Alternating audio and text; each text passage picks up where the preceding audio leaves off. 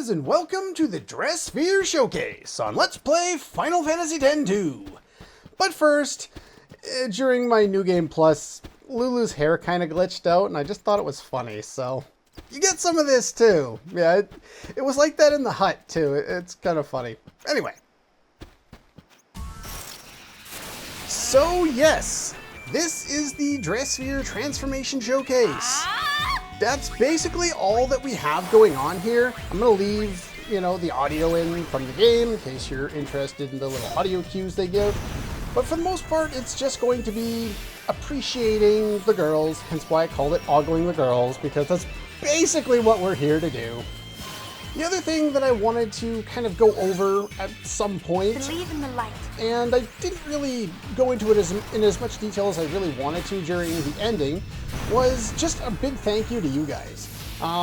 When I asked you guys way back in Final Fantasy X if you wanted a 10-2 LP, I half expected most people to say no because I didn't think a lot of people would have been interested in a Let's Play of this game, because for the most part, with the perspective that I had at the time, people just, I assumed were like me, and they just didn't really care for this game. It wasn't all that good, it wasn't all that much fun, it was full of stupid mini games, and, it just wasn't a great game, so who would want to watch a Let's Play of it? Well, I've kind of changed my tune on it.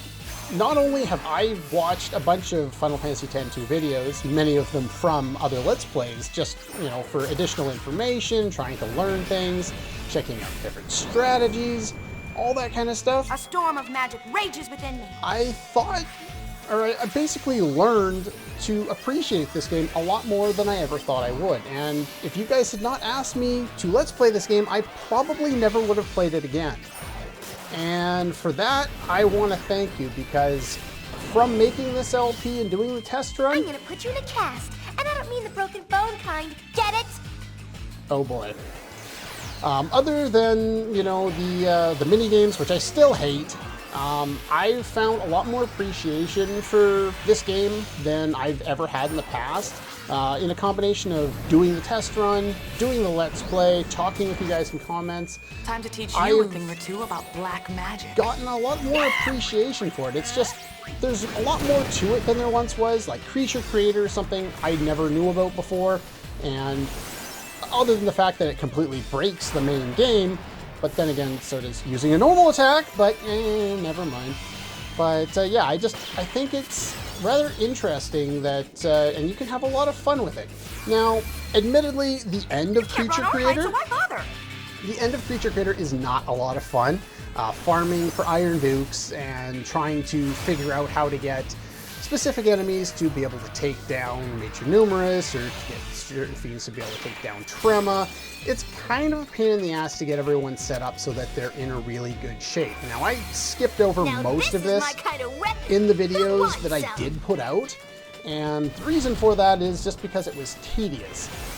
But the main reason why it took so long going through Creature Creator, kind of in the post-game there, is I wanted to make sure that I showed you guys ways around a lot of the struggles that I experienced when I was, at the post game trying to get this all set up. Just target practice. So, basically, I showed you the strategies that I ended up using in order to kill a lot of those enemies, but I didn't show you as much of the struggles as I had with it, than you also may have with it as you play it. So, it's kind of a win-lose. I didn't want to spend forever on it, and I didn't want to just show me failing over and over again, because that's only fun to a point. But anyway, that's kind of my view on Final Fantasy X-2 now. It's still not really the best game, and I think I've explained it reasonably well about what this game is in the review that I did at the end of the main storyline there. And it tries to do too many things. It's trying to do too much and doesn't do any of them well enough. It all comes down to execution, and this game fails a lot in execution, though so many of the ideas are actually interesting. Anyway, that was the main point I wanted to get over in this video. Now, I guess we can just ogle the girls, I guess. Yeah, they give us the half-naked transformation sequence, and, you know, fold right into the new dress sphere without really showing us any skin. But if you look at some of the different weapons that the girls get in the different dress spheres, specifically, I think Warrior, I think Yuna there had Brotherhood. I think one of the Dark Knights gets the Masamune, I think that might be Pain. I don't remember seeing that blade there in Final Fantasy X, the one that Riku just had. I don't know, some of the transformation sequences are pretty cool. Some of the basic costumes are pretty cool. It looks like Pain kind of got a base weapon. It almost reminds me of Squall's revolver, except for more, I don't know, it's got a little more to it. There's more intricate, there's more detail on it. But yeah, in this video, oops, bumping the mic and screwing up with the arm on the chair, and it's making noise. But yeah, like I've got all the different transformations on there. Like I'm not going to do like from Dancer to Dark Knight and then back and forth and do all the different variations, because the amount of variations would be ridiculous. There's 16 dress spheres, I believe. Or yeah, I think there's 16 plus the special dress spheres, and I basically show transforming out of and into each of them once. So as we go around the grid, we'll go from Dancer all the way around, and we'll go back into Dancer at the end. Overall, I think Pain has some of the more interesting costumes. So she has a lot of costumes based on white, considering, you know, her base costume is black, and she's got very much that gothic look to her a lot of the time in kind of, you know, storyline sequences. And yeah, I chose Elma just because I knew she wouldn't be able to kill me, and she wasn't going to do that much damage, and she didn't have long attack animations that I would have to contend with.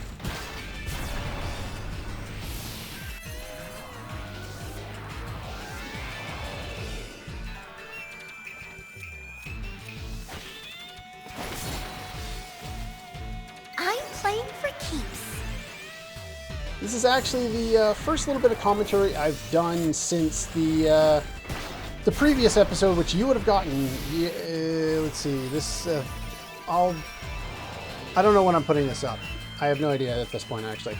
But this is the first one I've done since I edited together the Shadow Hearts Part 0 episode, which, assuming everything goes right, went up on the 31st. This is actually the week before that I'm recording this.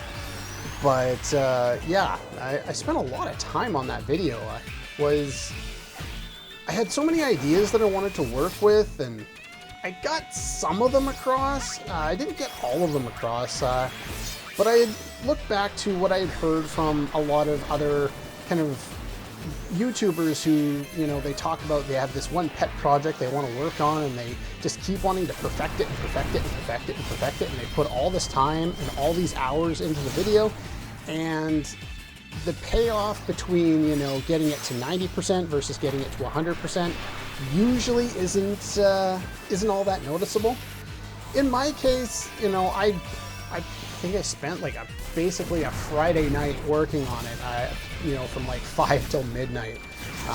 It takes me a long time to kind of put into words, you know, if I'm writing a paper, which I actually did script out that video, but also when I'm trying to articulate something that I want to get across, in the case of a video, if I don't know how that I want to do it kind of right off the hop, and I'm trying to figure it out as I go, which I typically tend to do, it just, the way my brain kind of reacts and works around those kinds of ideas, it takes me a long time. I'll spend a bit of time thinking about it. I'll go and get distracted, work on another point for a little while. I'll turn on the football game. I was watching that the other day, and we won! We're making the playoffs.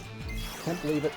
Considering how bad we started off the year, we actually made the playoffs, clinched the playoff spot. But yeah, I don't know. I hope everybody enjoyed that episode, or that little kind of prequel. I know I could have covered a lot more information on it, and specifically the reason why I didn't is because I didn't want to go into a huge plot analysis on something that, one, we're already going to talk about in the LP for Shadow Hearts proper, and two, something I haven't fully played myself. You can only, you can get all the information from watching all the cutscenes, and there is a video out there that has like an hour and a quarter or something like that of all the cutscenes from Koudelka. There really isn't that much to it. It's, as I said in the video there, it is a short game. And I just think that kind of how I handled it, I hope it kind of plays out, and I hope it works for everybody, because I just wanted to set the stage. Welcome to your doom, starring me! Oh, shut up, Riku. But yeah, I hope that worked for everyone, and I hope people got out of that what I was trying to get across, and that, this is a dark game. I'm not sure if Koudelka is an M-rated game, but based on some of the footage, it damn well better be an M-rated game. But Shadow Hearts as well is also an M-rated game. It's actually the first time I'll be doing a Let's Play of an M-rated game since, I think Diablo 3 was an M-rated game too, wasn't it? I did that a long time ago. I actually went back and I was looking through a couple of those videos to see how I handled some of the M-rated stuff, and that's a really bad Let's Play. I don't think I handled that one all that well now that I look back on it, but oh well.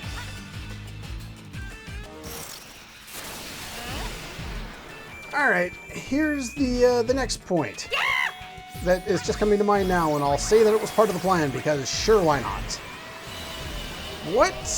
Everyone can post this in the comments, and what kind of emotion was that, Riku, where you get, never mind, my mind's in the gutter. Nope, I'm not gonna say it. What is your favorite dress sphere for each of the girls? He may look cute, but you really don't want to get on his bad side. Now, honestly, I actually do like both of these ones. Why do they both go for the animal being mounted position? For lack of a better word. What the hell? Both of these, I think it's Trainer and Berserker. A girl's best friend.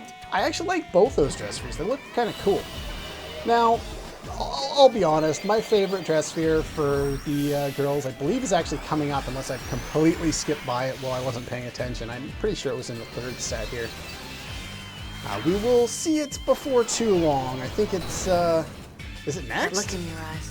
You'll serve me well. Yeah! Is it next? It is next! My favorite dress sphere is the Lady Luck one. And primarily... Riku, that's funny. Primarily, it's because of how sexy Pain looks in it, to be quite honest. And it's more of kind of the seductress style. I don't know, I just find that interesting. The costumes aren't super more revealing than any of the other costumes, really. I don't know. I enjoy them, especially with Pain's. The others are fine too, but I don't know, I just really like Pain's Lady Luck dress sphere. If I had to pick a favorite for the other ones, I don't know. I guess I like Yuna's Lady Luck dress sphere too. With Riku, it would be different. It would probably be something else. I'm not a big fan of yellow, especially when she's got the blonde hair too. I just don't think it kind of works together. Hear me talking about, clothes that look right. I don't know a damn thing about fashion. I wear a pair of jeans and a t-shirt.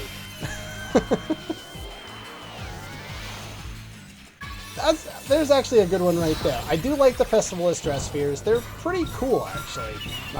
You get some weird looking, Riku's in the house and it's time to get down. weird looking traditional Japanese clothing, which I do appreciate.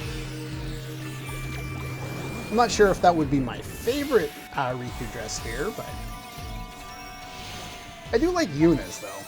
You get the kind of the full yukata, which I definitely like. Makes me want to watch another anime.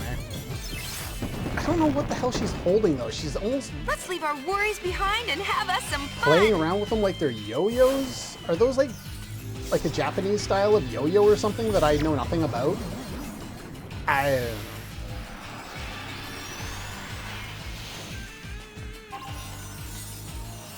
Yeah, I'm not going to show off like all the different abilities that we could have learned. I don't have any particular interest in doing that. Don't put off the party for another day. Do it now. There's not really all that much to showing off the remaining abilities. I used as many abilities as I thought were particularly interesting. Actually, now that I think about it, the Psychic Rescue, that's probably my favorite for Riki's there. I like the schoolgirl look. Sure, why not? But yeah, there's not much left to really show off. So yeah, unless somebody mentions something in the comments, and this is, like I said, getting recorded the week before the end of October. So if that's the case, then there might be another episode, or it might get tagged onto the end of this episode, depending on, you know, when I learn about it. Assuming, I can't hold it back any longer. Again, assuming there is anything else that you guys want to do to show off that I have not yet done so. I think all of the festivalist abilities are like different for each character. I think it's Riku gets one that she just casts either like fire, or like a low level elemental, a mid level, or a high level, or like 2 high level elemental spells, or maybe she's the one with the physical based attack that hits like 3 times or something like that. Thing is, a lot of the different dress spheres have abilities that you really don't need.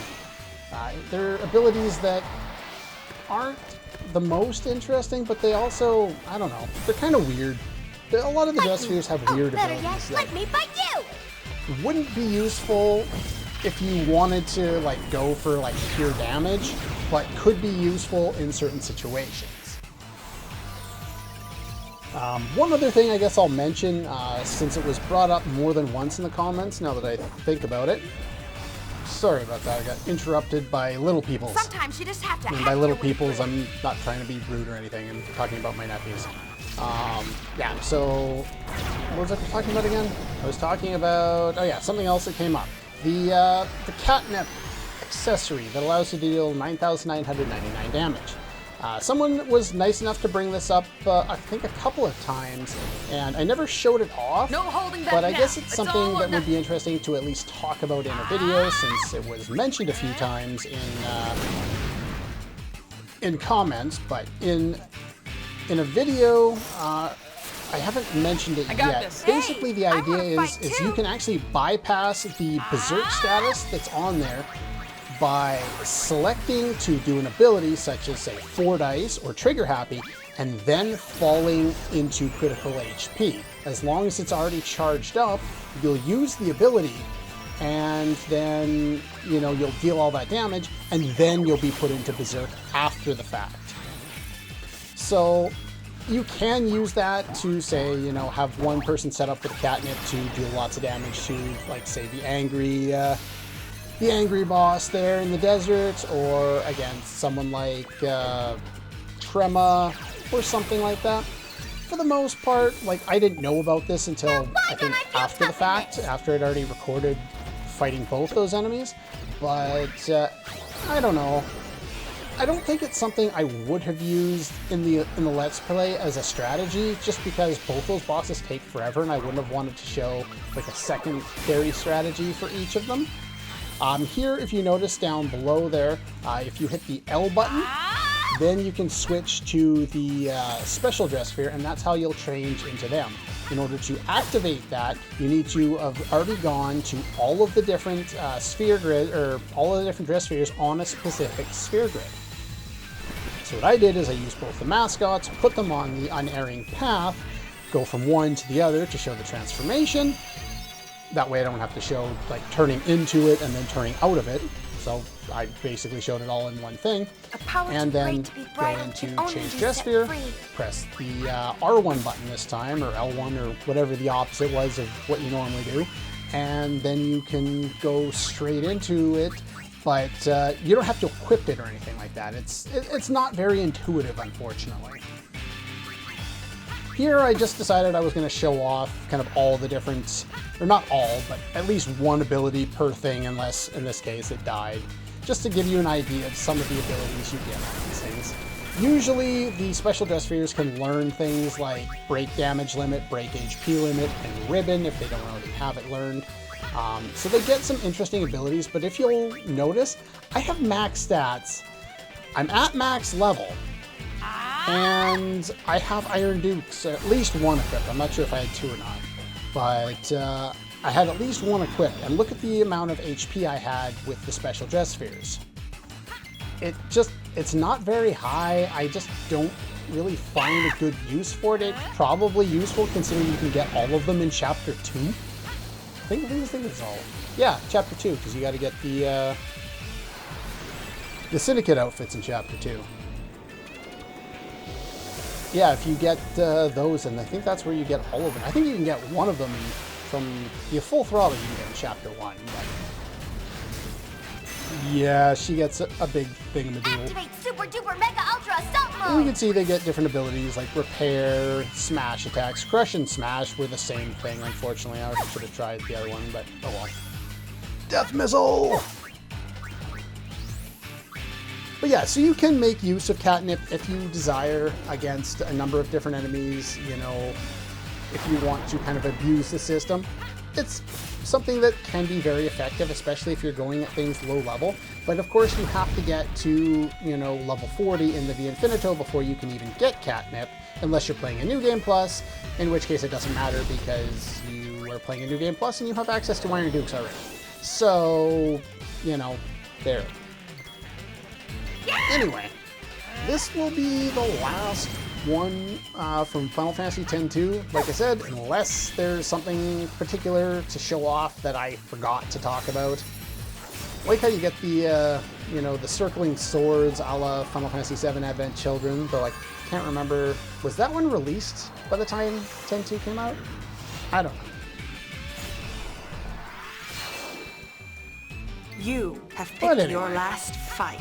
Yeah, that's about all I wanted to talk about. So I hope you've enjoyed Let's Play Final Fantasy X-2. I certainly have. I enjoyed it a lot more than I thought I would. Mini-games aside. But yeah, I hope you enjoyed that, and I hope you guys are excited, like I am, for Let's Play Shadow Hearts coming up soon. Do note that I have at least one episode of Final Fantasy X Last Mission to record, and I do want to cover Final Fantasy X Will. I will be talking over the dialogue if you want it without me talking over it. YouTube is a thing. I'm sure it has it. Ow. Run away! But anyway, thanks for watching, and I'll see you guys next time.